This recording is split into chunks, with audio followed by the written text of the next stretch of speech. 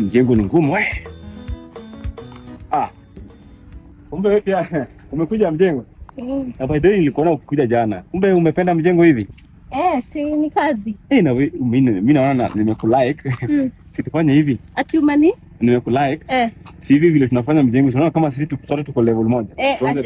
Tuanze tu mambo Ungane pamoja kwetu makopo. Mimi date aje mtu anafanya mjengo? Excuse me. Kwani huwezi date mtu mimi siwezi date mtu anafanya mjengo. Unataka mtu anakaaje kwani? Nataka watu wako na standards, mtu wako na gari.